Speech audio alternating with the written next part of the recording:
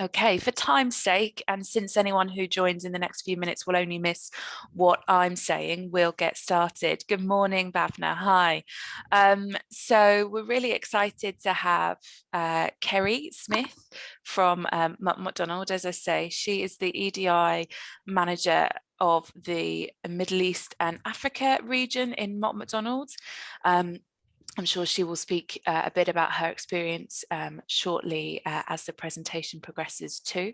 But this is part of our sustainability toolkit session that will cover a grounding on EDI and the things you might like to consider. And as with much of the other sessions we've held in the toolkit, it's very much that food for thought. So it's likely you'll either if you're like me, you'll reflect on what you've learned in the kind of 45 to 60-minute session delivered today, and you'll come back with questions or actions and things for you to do, or maybe you'll straight away be reinvigorated and hopefully engage with Kerry in the chat. So we do have time for those questions at the end. Kerry's very thoughtfully planned her presentation in line with that.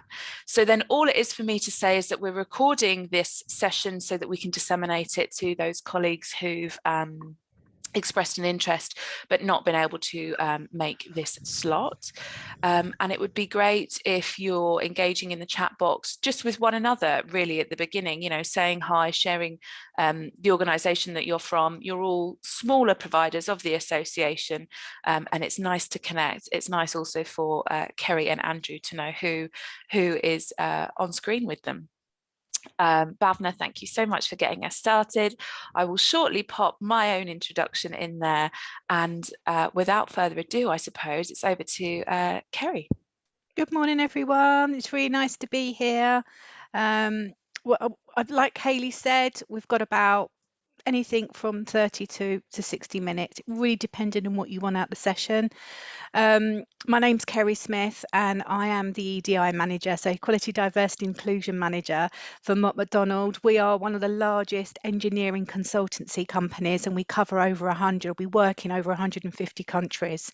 And just so you know, I actually cover a region called ISMA, which stands for International Development, South Asia, Middle East and Africa. So I cover about 57 countries. So it's pretty crazy. And we also have staff in the UK. So I dip into the UK staff that work within that region. So it's really interesting and I really like it, but it is challenging, but that's why I like it.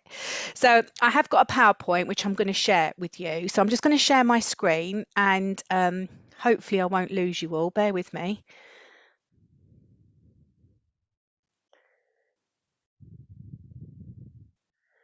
Right, Andrew, because I can see you, could you tell me if you can see my screen, please? I can see that. Wonderful. I can't see messages, unfortunately. So Andrew, if you don't mind, or Hayley, just jump in if there's any questions. That would be amazing. If you don't mind, that would be great. Even though we've been in a kind of virtual reality for the last couple of years, I think we're all still getting used to virtual ways of working. So I apologise, but please bear with me. So let's make a start then. It's really nice to have you all here. As Hayley said, please do say hello in the chat or send me an emoji, wave your hand, whatever you want to do. It's Friday. If you want to raise our hands in the air, then please do, whatever you're comfortable with. And today I'm going to be talking about how we can build our confidence on EDI, which is Equality, Diversity and Inclusion. And I mentioned Andrew. Andrew is my colleague at Mott MacDonald, and Andrew is our CSR manager, so corporate social responsibility, and he was the one that was responsible for us linking up with the Association of Mental Health Providers, which I personally think is a fantastic organisation. But there you go. So let me go through the PowerPoint. Little bit of agenda and housekeeping then to start off with. So introduction, I've kind of done that. We're virtual, so if you drop off and there's a problem with your connection or my connection, don't panic, just get back on as soon as you can, and just, you know, if you've missed anything, just let us know in the chat. It is being recorded, so we can obviously backtrack for you if need be.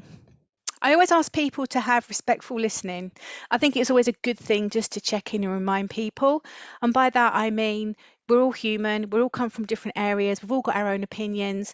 We are talking about inclusion, and part of that is about stop looking, asking, and engaging with people. So let's be respectful. And do ask questions, right? This is your session. This is your time to grill me. And I say grill because I love being grilled, especially on a Friday morning. Any questions on EDI? Yeah, I've been working in EDI for a long time. I'm not an expert and I don't know all the answers, but I love a challenge. And if you ask me something that I don't know, I will go away and find out for you. So do ask those questions. And again, you can raise your hand or you can put it in the chat, whichever way you feel comfortable with. It could be that, like Hayley, you're more reflective. And after today's session, you think, actually, I wished I'd asked Kerry that. And that's not a problem. Drop Hayley a line and I will get back to you at some point. We've got an hour, so we've got plenty of time. It may take that long, it may be shorter, who knows? Let's be relaxed about it. And if I'm saying anything or doing anything and you need me to do that differently for you, then please do just say in the chat. And by that, I mean, am I going too quickly? Am I going too slowly? Am I using jargon that no one understands? Because when you've worked in a field for a very long time, we do sometimes get a bit complacent about saying things like EDI, just assume that everyone knows what we mean by that. So please don't be afraid to say what you need. That's really important. And as I said before, use the chat, okay? No worries. So here we go then. Let's talk about how we're going to build our confidence in EDI. So EDI, as I said before, as a general rule, it means equality, diversity, and inclusion. Now, some of your organisations may be using equity, diversity, and inclusion. Some organisations just use diversity, inclusion, but it really is trying to come to the same end result, which is inclusion.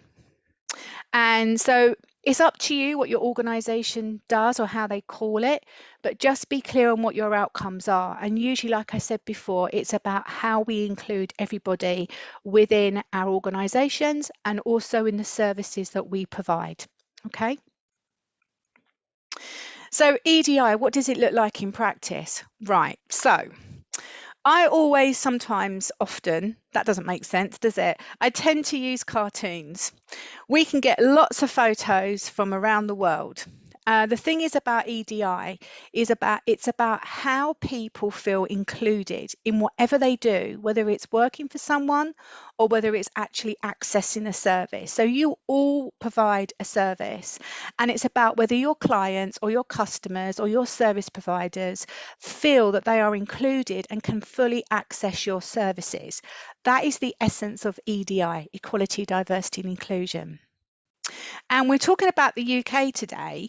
And so within the UK, we have some wonderful bits of legislation which kind of makes it a bit easier for us to look at who we mean by rights and protection. But as a general rule, inclusion is about recognising and respecting people for who they are, regardless of their identity or how they refer to themselves or where they're from. And it's about understanding that people are different, we're all different, and that difference means that we might need to serve them slightly differently. That is the true essence of what inclusion is all about. Okay. We also know that inclusion is really important, particularly in the workplace, because we know that the more diverse we are, the more mix of age groups we have, the more mix of races that we have, the more mixes of education, backgrounds, where we're from, will make our organisation much richer. And there's a good chance as well is that by doing that, you will also be able to relate more to the people that you serve, your clients, your customers, your service users. Okay. So here we go. Now, you'll probably realise fairly quickly on that I'm not your average inclusion manager. I like to make EDI a little bit edgy or a little bit fun, particularly on a Friday. And people often say to me, Kerry, do we not just talk about inclusion, or why don't we just talk about equality? Why do we have to have the E, the D, and the I? Now, I can give you some amazing psychological research on what equality is as opposed to diversity, but what I'm going to throw at you is something really simple. Let's just pretend that we are going to organise a disco. Now, for those of you that are younger than me, that is like a rave or a nightclub. But for my age, we used to go to discos. So the equality is making sure that we send the invitations out to everyone. Okay, so that's the equality. Everyone gets an invitation. The diversity is making sure that everyone can get in and attend. So thinking about how people are going to get in the building, how people are going to get on the dance floor, how people are going to move around. That's the diversity, making sure that everyone can attend. And the inclusion, and this is by far the best bit, which is why I like to focus on inclusion, is making sure that everyone that wants to dance can get on that dance floor and shake their pretty butts. That is the inclusion bit of EDI. So that really, in a nutshell, is what EDI is all about. It's about inviting everyone to a disco, making sure everybody can get on the dance floor, and making sure that everybody can dance. And when we talk about dancing, it could be the type of music that we play. It could be the speed of the music that we play. It could be the lighting that we have. It could be the textures of the dance floor. There's a whole host of stuff there that means that everyone can feel included. And that for me is really, really important. Can I just check, Andrew, is there any questions so far? No, nothing's come through in the chat. Lovely. Okay. I do tend to go quite quickly, so do by all means stop me if you know, remind me to breathe. It's very important. Okay. So look, in the UK, and I don't work so much across the UK anymore. And what it has done is make me realise how incredibly lucky we are in the UK. I know things are still difficult. I know things aren't amazing, and I know there's lots of things that are happening in the news at the moment, and regarding Parliament and legislation that is proving particularly difficult for people who perhaps are different or perhaps have different characteristics and just want to be themselves. But as a general rule, we are very lucky, and I'll tell you why. We have by far the best piece of rights legislation that protects people and gives people rights in the UK, and it's probably the best in the whole world. Okay.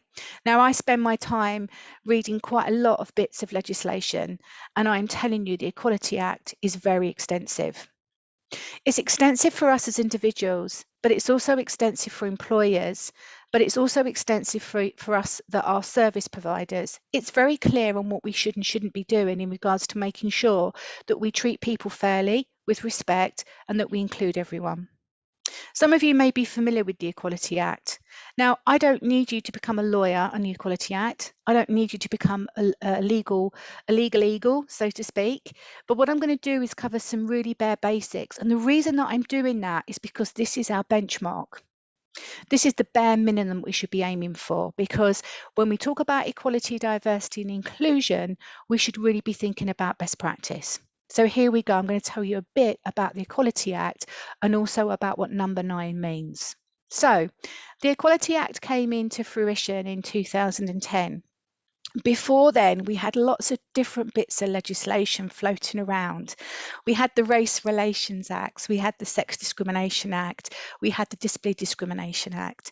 And in 2010, someone decided that actually probably the best thing to do would be to create a kind of an umbrella piece of law that would bring people that would have protected rights all under one piece of legislation. And this became the Equality Act.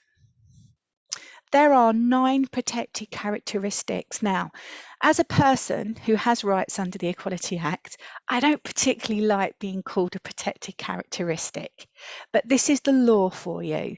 And what we mean by protected characteristics is a person or groups of people that share similar identities or characteristics, and these people are the people that have specific rights under the Equality Act.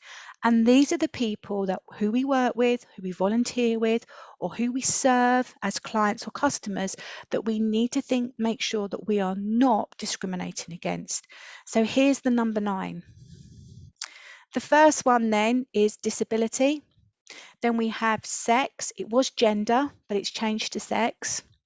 We have race.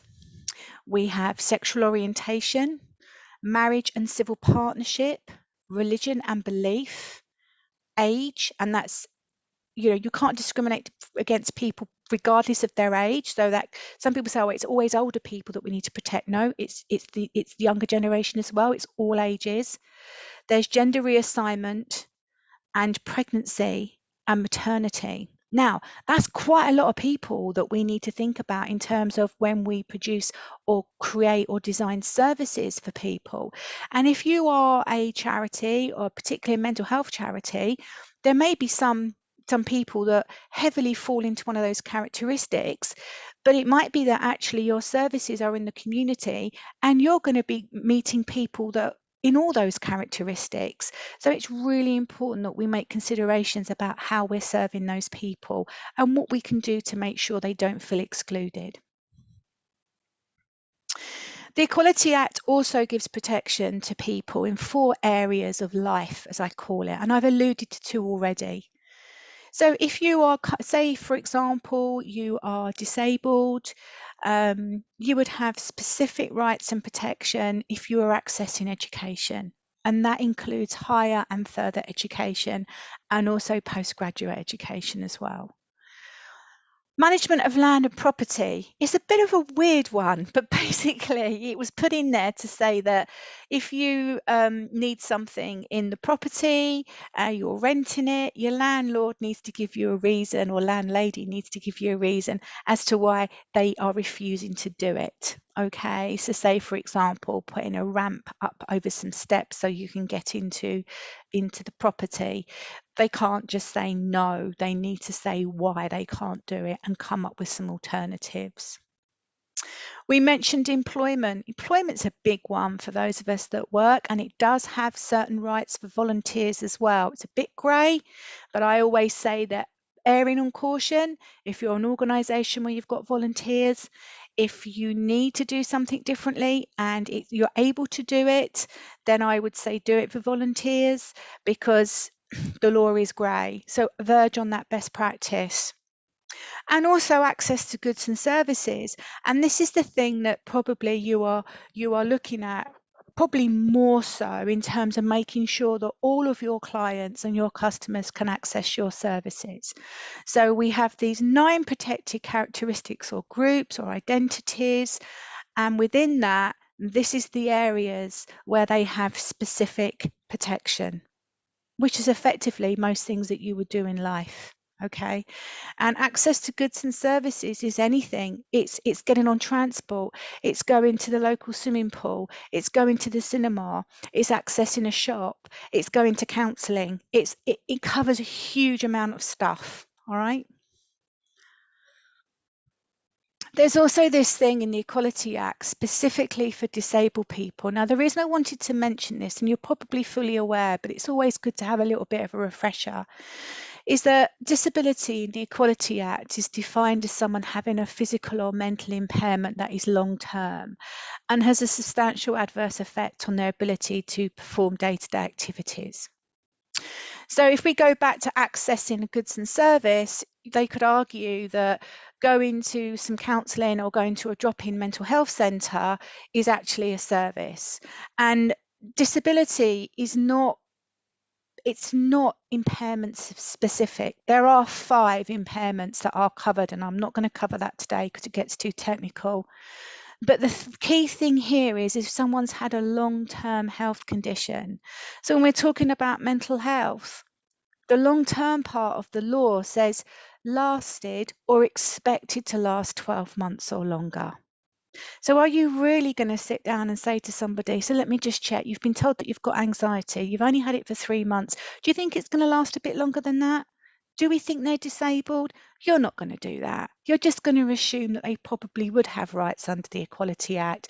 And my best practice approach is, if they need something done differently, is to look as whether you can provide it or not. Now, the law also protects you as a service provider and as an employer, because you're only actually required to make reasonable adjustments for disabled people. I'll go back to all the other protected characteristics in a moment, but disability is so different because it's the only characteristic where you have a duty to make adjustments. But the adjustments have to be reasonable. And the adjustment needs to remove, and I love the law, a substantial disadvantage. And when you break the law down and it says, what does it mean by substantial? It says neither minor nor trivial. It's really helpful, isn't it? But at the same time, this is excellent for us in the UK because it means our legislation is so extensive, right? It's good. So basically, what I'm going to say to you is this. You can go and read the law, you can go and do all that, but at the very essence of this, it's about asking people what they might need. And if you can provide it, provide it. If you can't, explain why, and look at whether there is an alternative. That is the true essence of inclusion. With disability, you have to do that. But with everything else in regards to age, religion, parents, carers, gender, sexual orientation, there is no duty to make reasonable adjustments, but best practice is that you have to consider making sure that those people are not excluded or discriminated against. What that means in practice is that you probably will have to make adjustments on a day-to-day basis. Okay. Andrew, any questions? Are we okay? No? Okay, fine. So the best practice, look, this is it simply. Why wouldn't you want to do this for everyone?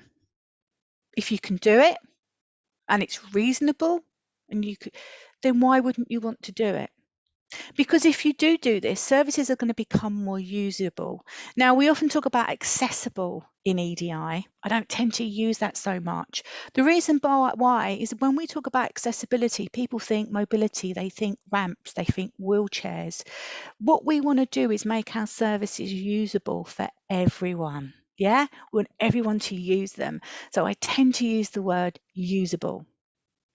Also, look, going back to the law, if we apply a best practice approach, and if someone needs something done differently, they need an adjustment, an accommodation, they need something tweaking so they can access your service, if you apply that to everyone, then legally it's going to be so much safer. But remember, only do it if you can do it, if it's reasonable. That's what we're asking you to do. Okay? Why does this matter?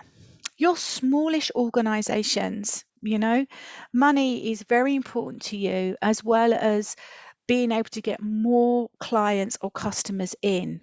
That's I used to work for a charity, and we used to say we need to increase our services so we can increase our revenue. The two go hand in hand. So there's a lot here about how you market yourselves and how you brand yourselves at being an organization that really does want to have a service that is accessible or usable by everyone. All right, so you're not excluding yourself out of the charity market. So it works both ways. So why does this matter? Look, if you get this right or you start working more in this field, you're going to get an increase in uptake of services, which is probably going to increase your funding. You're also going to be a better place to work and volunteer. And doesn't everyone want to work in a place where they actually want to be there? And as for volunteers, the volunteering that I've done, I always tend to go back to the places where I feel welcome and included and listened to. So that's got to be a good thing. Most of you are non-for-profit organisations. You understand about the moral business case here because it's the right thing to do. That's why so many of us work in mental health field, because we passionately believe that people deserve better. They deserve respect. So look, I don't need to tell you, this is all about doing the right thing. And as I said before, workplaces where people feel included and respected is always a good thing to have, isn't it? So here we go then. This is your chance to put some answers in chat. So I've got a bit of a case study here for you all.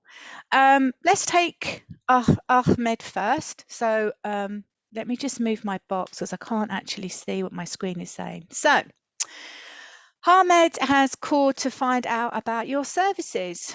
You offer to send out some literature, and Ahmed explains that his first language is French and asks if you could send information out in French. So remember that under the Equality Act, we need to think about serving people that may be a different race from us. Ahmed his first language is French. He wants to access your services. You don't have that information in French. So questions to you then, what should you do? And also, what would you say to Ahmed? How would you deal with that? So there you go. Any ideas on what we could do there?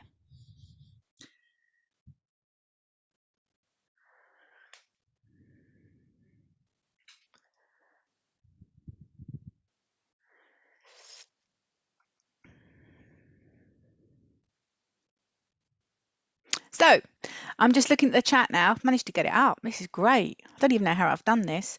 So can you tell I'm not very good with Zoom? Someone said offer to translate into French. Yeah, brilliant. But how would you do that? That was Oliver. And then Dharma, you've kind of answered that for Oliver. You've said you could use Language Line. Yeah, I wonder how many of you can use Language Line or have access to that. I know it can be a bit pricey. Any other suggestions on what you could do? What if Language Line is too expensive? What could you do then? Any ideas?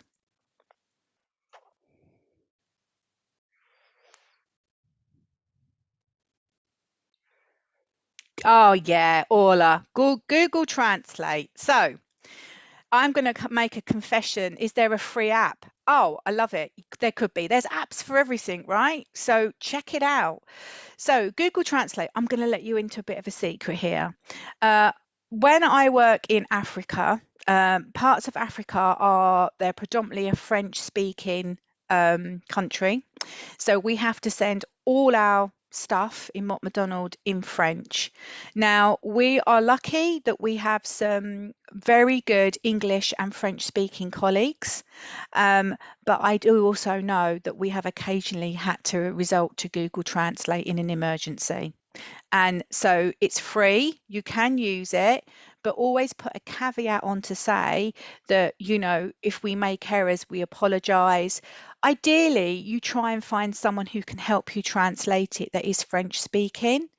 Or you can always ask if you can send the information out electronically, because as Family Compass have said, and also Orla has said, if you send things out electronically rather than in literature like in paper form, there's a good chance that most people can put it on their computer and use things like Google Translate to get the gist of what you're trying to say. I think the other thing there is say that, you know, it sounds like Ahmed's English is spoken English is good because he's called up. So it might be that just the written form is a barrier. So it could be that someone from your organization, if there's time, could offer to go through and read the literature to Ahmed, either face to face or on the phone, or like we're doing today on Teams. So some really good suggestions there. It's brilliant, especially on a Friday. Yeah, I always feel sluggish on a Friday. Okay, let's look at the next one then. So Rebecca is about to come into your hub. I've called it a hub because I don't know what you call your services, so please don't be offended if hub is the wrong word. Rebecca asks if there is flat level access into your building or if there are any steps. You explain that the hub has 4 steps at the main entrance. Rebecca explains that she is a wheelchair user, and is there another entrance she could use? So let's assume there is no other entrance. So 2 questions for you. What should you do? And what would you say to Rebecca? And again, please put them in the chat and we can start going through them.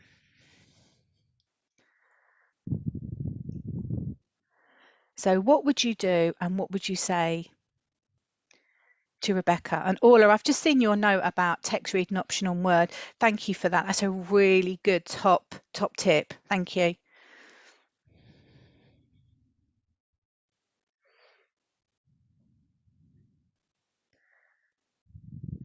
Oh, Oliver. Okay, so let's go through it then. And sporting memories. Provide a mobile ramp. Brilliant solution. I'm going to come back to that. Oliver, another excellent solution here. Offer to me online or at another accessible hub near to Rebecca's home. Excellent. Yeah, if you can do that, then why wouldn't you do it? And if you can fit it into your normal business needs, then great, do it. Any more suggestions?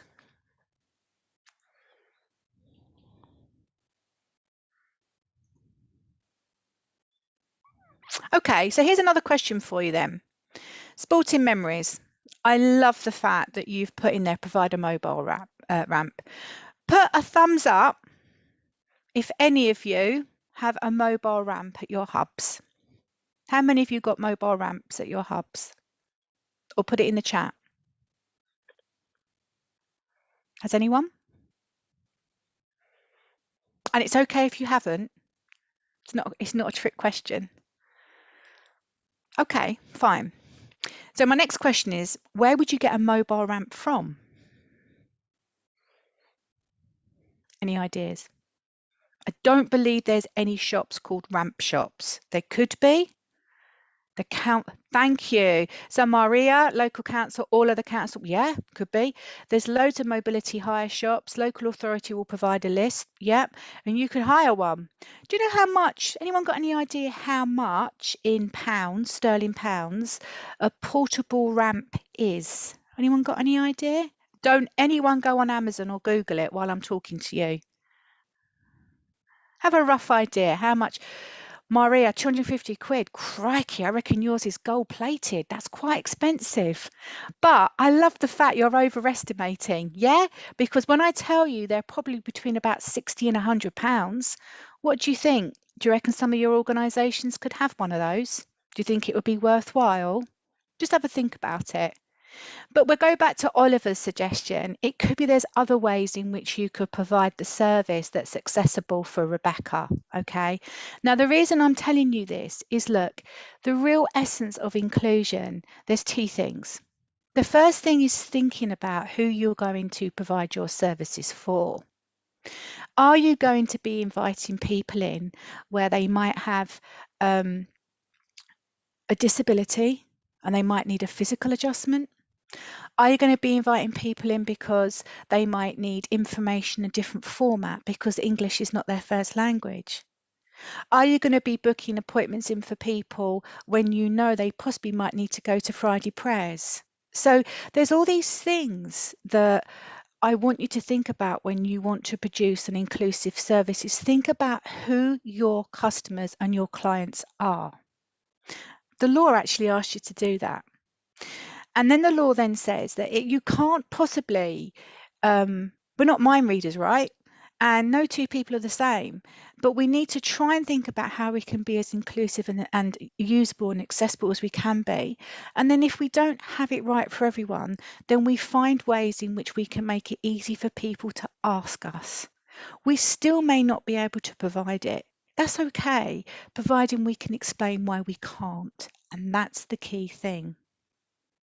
So thank you so much for, and Bhavna, you've put here that disability organisers in areas of voluntary statutory. Yeah, absolutely. So check out your local services and what they can and can't provide. Brilliant. Okay, let me move forward if I can. Okay, so here's my top tips on building EDI confidence. This is not rocket science. I know it can be scary. And sometimes people say to me, but we need a policy and we need a procedure and we need a process and we need this and we need that. Start small. That's my big top tip for you. And some of this is purely about the way in which we communicate and react with each other. So my whole thing around inclusion, and I use this in Mott MacDonald, Andrew will tell you this, I go to our senior business leaders and I say, just stop, just look, listen and ask. That is the essence of inclusion. Just stop what you're doing, look around you, see who's in front of you, listen to what they have to say, and then ask them for their input. That is the very essence of inclusion. However, my manager then reminded me this week that stop, look and listen is also something we did in the UK back in the 70s called the Green Cross Code, which was about teaching children how to cross roads so they didn't have road traffic accidents. So I think I might need to perhaps reevaluate my stop, look, listen and ask, because I'm concerned that people are going to be thinking I'm talking about road safety. But hey, when we come to inclusion, you're better to be safe than sorry, is what I always say. And when we ask people things about what they might need, it's how you ask which is really important. We don't say things like, so you're a wheelchair user, what happened to your legs? Oh, I see that you go off on a Friday afternoon and you go down to the mosque. What do you do in there then? They're not appropriate questions to ask, but the kind of ways in which we phrase that, we think about the ways in which we can actually help people access our services. So things like, if you, rather than say what's happened to your legs, you don't need to say that. What you need to focus on is how someone's going to get in and out of your building. That's the most important thing. And you shouldn't be asking people about what they're doing at the local mosque. You might want to have a conversation about, appreciating different cultures and religions, but it's how you ask that. It's not, you've got to think about your intent, and it should never be passive aggressive or come across as bullying or harassment. You should always be thinking about why you're asking that question, and there should always be a real genuine reason why you're asking that relates back to the business or the service that you're providing. So things like, we have steps at the front of our building. We don't have a lift in our building. We're only open Friday 2 to 4. We don't have single-sex toilets. So being upfront about what you have available will give people the opportunity to say, actually, can I go through your toilet situation because I'm transitioning and I need to understand whether that's going to work for me or not. So you give people the option to be able to approach you. My thing about inclusion is that this isn't about big policies and strategies, even though we've just launched one, and my head of inclusion should be in the background now saying, no, it's all about strategies. But for on the ground, it's not about big strategies, it's about how you interact with people. And I also think that inclusion is about looking at how we do things, everything we do. Inclusion is every day, and it is for everyone, and it's done by everyone. Okay. And so what can you do to be more inclusive? Now that's the big question. So what I'm going to do here is just go through some everything, every day, everyone. These are really quick wins for you, but I also think there's some stuff here that will actually change the way in which you think about how you deliver your services so they're more usable, and also where you work so it's more inclusive. There's nothing wrong with having an EDI statement, whether it's on your website or in your literature.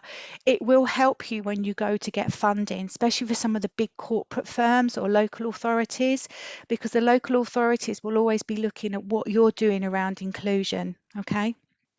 So EDI statement, and it could just be saying that, we will provide a service where we won't tolerate abuse, victimization, harassment.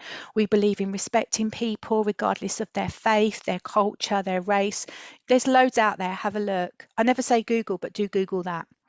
Don't reinvent the wheel, right? It's already out there, so have a look. EDI training or awareness is always really good. We've done today's session. I hope it's useful for you. Email banners. So we've just done we actually just launched a global competition. So what we want to do is make sure that everyone has the chance to tell everyone inside the business and also outside our business, because we work with lots of clients and suppliers around the world, 150 countries, right? So we're running a competition for people to come up with an EDI strapline, which is going to go on the bottom of our email signatures.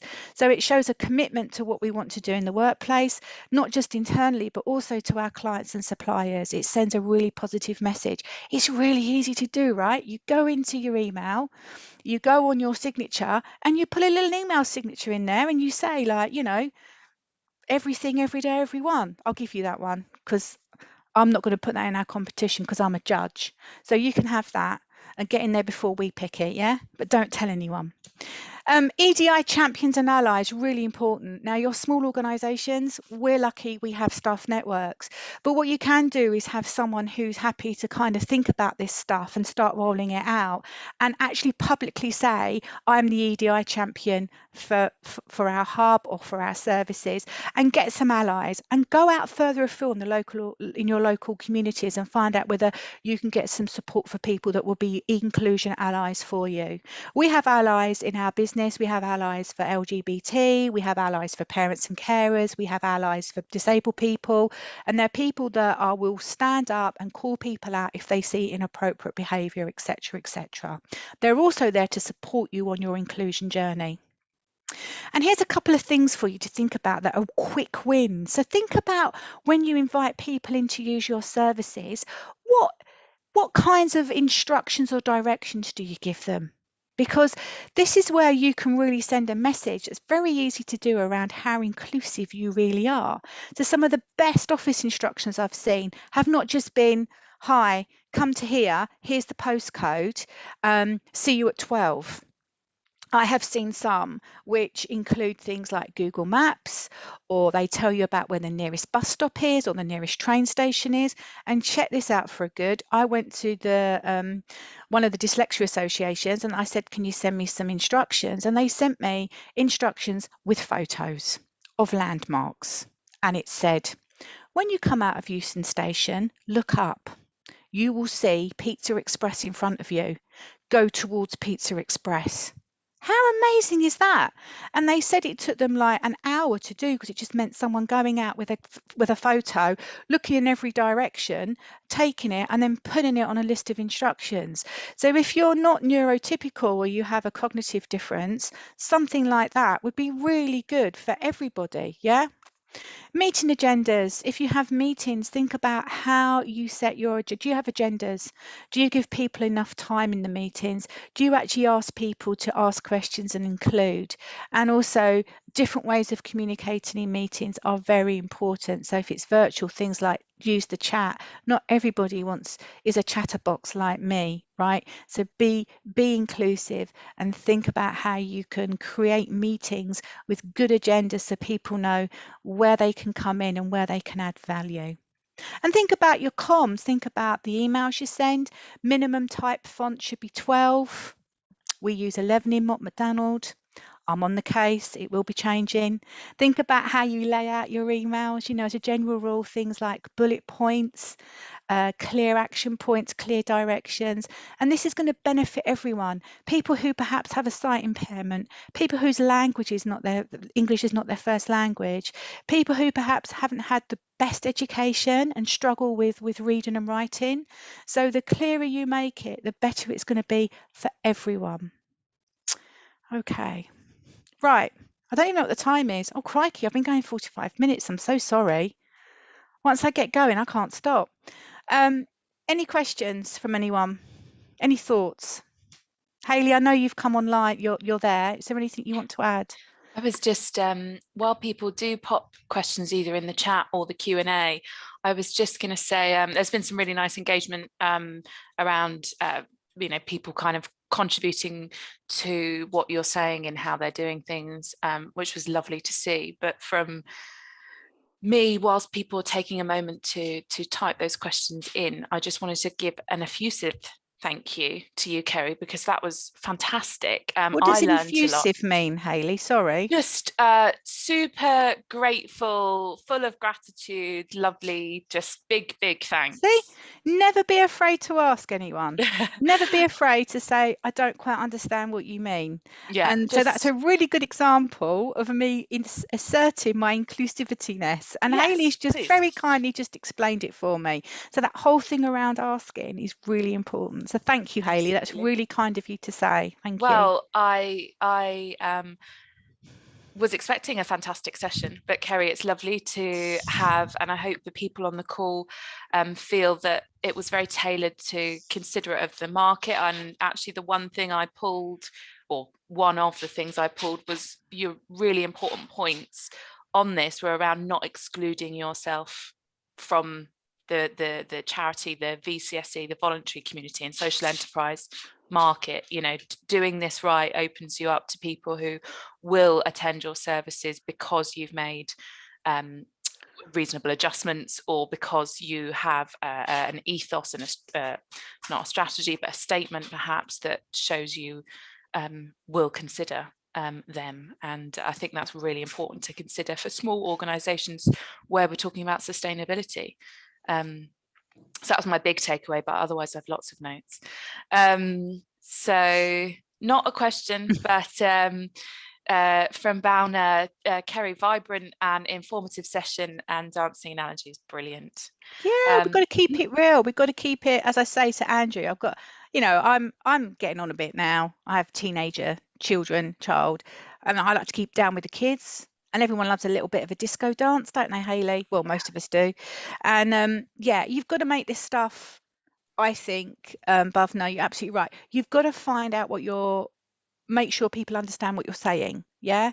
And sometimes inclusion and accessibility is having the confidence to say, is that clear? Do you understand? Do you need me to explain that a bit more? And being happy to change that so that everyone does understand. So don't be afraid to do that. And it's no one size fits all, right? That's the thing. Absolutely not. Oh, no. Someone's just put in their access to work. Absolutely.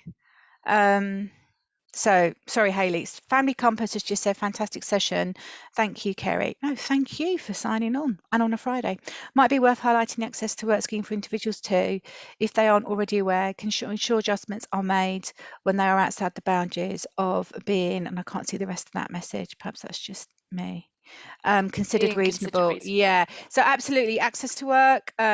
There is a really good link to the website, which Hayley, I mean, obviously I'm happy to get it and send it to you so you can send it out, but absolutely fantastic in terms of making adjustments for disabled people or people who consider themselves to have a disability. Access to work is there, and they will provide the assessment, and then obviously will provide reduced amount or provide money to help provide adjustments. That's a really, really good point to make. Thank you.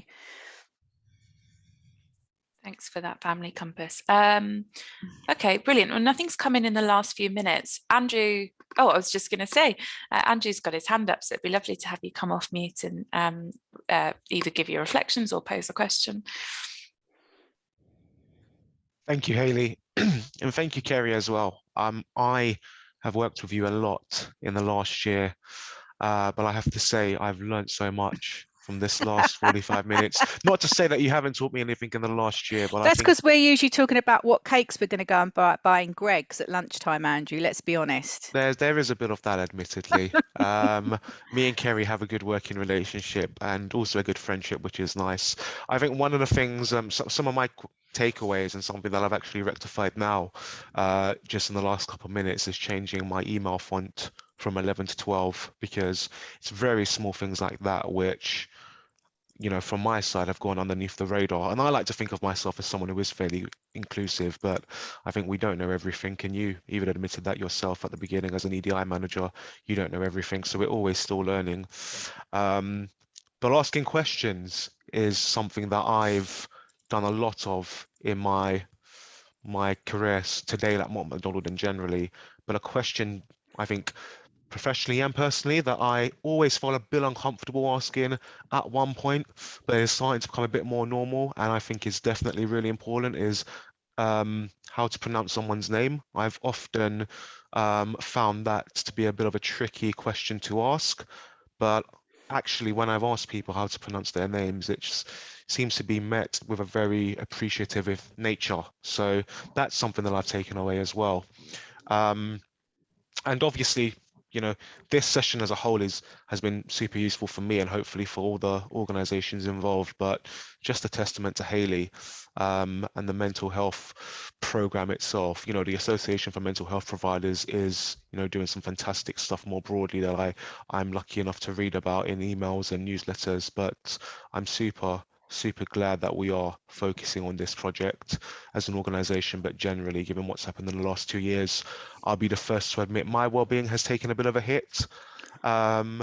And Kerry knows that when we had to work from home, I was finding that really hard. So I'm super glad that you're doing this work, Hayley, and that we've got so many fantastic organisations giving these services to a range of different stakeholders in our country. We do, absolutely, Andrew. Yeah, definitely. And hopefully today leaves you kind of bolstered in the field of EDI, but when we share the recording, you can share that with colleagues in your organisation who, like Kerry said, maybe you'll say nudge towards becoming an EDI champion or ally, or just taking up the mantle there to really embed it in your organisation. But like the font size that you said, Andrew, sometimes, and I'm sure as working with many of the organizations on the phone call, the Zoom call today, I know the individuals at the heart are considerate individuals, but sometimes we just need a refresh. And those things around font size, Andrew said you think you do most things well and have that inclusion hat on, but sometimes you just go, oh, do you know what, I've let that slip for a little while. I haven't done that in a little while, or I need to remember to do that. And so these sessions are so useful for that. And yeah, huge thanks. I'd like to say, so a really quick, easy tip, right? Doesn't cost anyone any money, is feedback. So when you're looking at refreshing your brand, or refreshing how you send emails out, or looking at a piece of communication, or how you invite, whatever it might be, do a quick feedback sesh. Ask your clients, your service users, what they think they might need, and also ask the people you work with, because the best thing you can do is to actually ask people about their own experiences, because they won't always be the same. You're never going to get it completely 100% right, but what it will do is give you a cross section and focus on the areas that are popping up the most, and it's free to do. Don't get expensive consultants in, like people that's what I used to do, to be a consultant. Don't spend thousands of pounds on people like me telling you how to do it, because the first thing they do is do a survey response.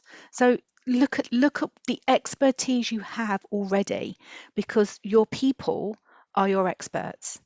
So that's my top tip for when you want to move this forward a bit more. Yeah.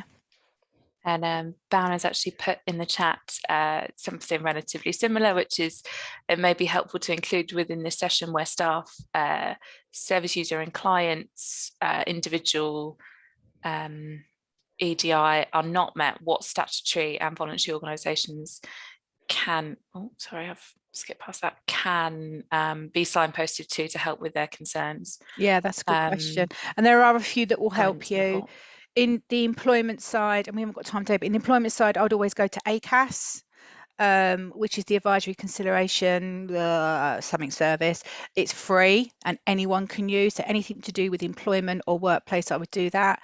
In terms of service provision, then it's a little bit more tricky, but there are some organisations that will be able to provide you with some free advice. And I would also go out to your local, make links with local organisations like the CAB, so the Citizens Advice Bureau. Get your EDI ally to go out there and network and agree to get some free advice from them. So we will help you promote CAB if we can ring you up and get some free advice from you. So do your networking, it's invaluable, and get pro bono work from the smaller organisations. Your safety in numbers, so work together.